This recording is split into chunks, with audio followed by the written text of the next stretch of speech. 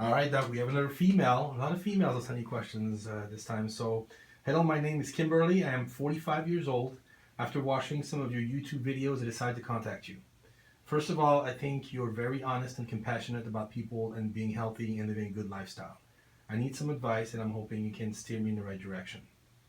Me and my husband are in our mid-40s, and my hubby is taking 1 cc a week of cypionate 250 milligrams and 2 drops of anti-estrogen 2 times a week. I don't know what the dosage is, but under the tongue. It seems to be working very nice for him. Even though he's always been fit, but as age comes, we must work harder to look good. Isn't that the truth? He just started it, and it's his first time. The reason I'm contacting you is to see what you would recommend for me to use. I've always had a sexy figure and been a head turner, not to sound silly. But now I've gained some weight and I'm looking to get back on track.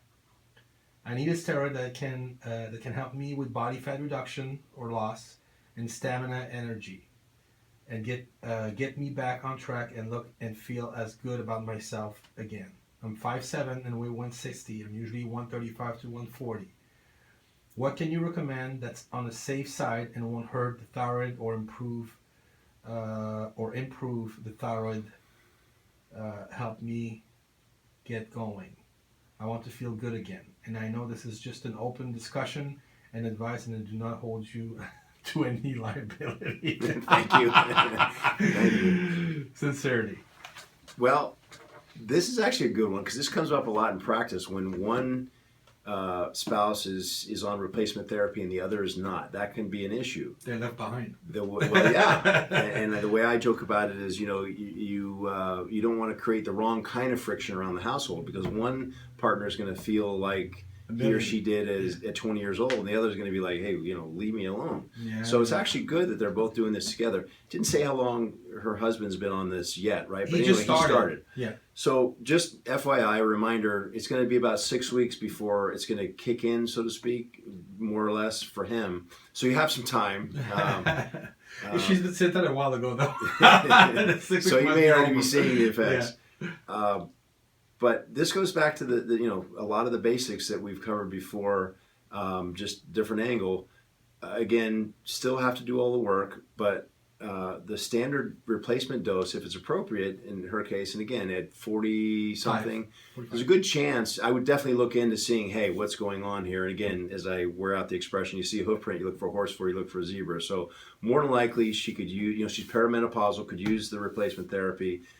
Again, the starting dose that I use, and a lot of the doctors that I know, with the excipients that are here available in the United States, is 20 milligrams per ml of cream, or 20 milligrams per ml of cypionate. So it's a esterified version if you're going to use the injectable once a week. By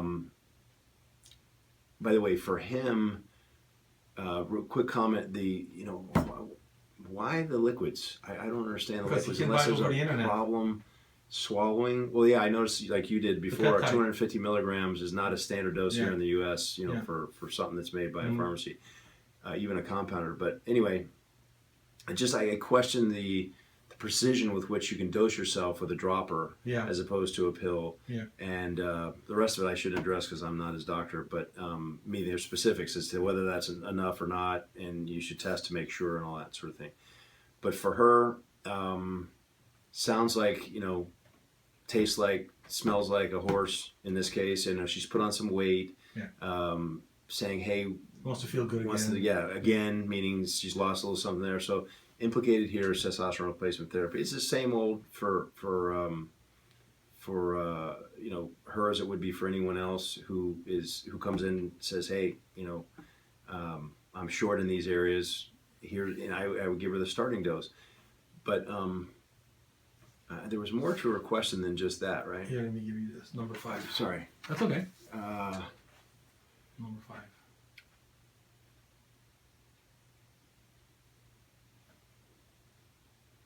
Oh, I know what I want to say. So yeah, the standard replacement dose is great, but when you're talking about the thyroid, which by the way, I know that's considered the weight loss hormone, so it comes in the same sentence or close to as, you know, I'm usually 135 to 40, and now I'm 160 at 5'7".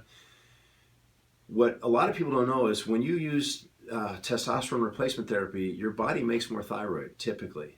Now, for someone who's euthyroid, normally producing thyroid, it's a wash. In other words, the thyroid that gets produced will stay bound up and not available for use. But for someone who needs it, in my experience, at least 50% of the time, you kill two birds with one stone. So someone will say, oh, great, I feel better for a number of reasons.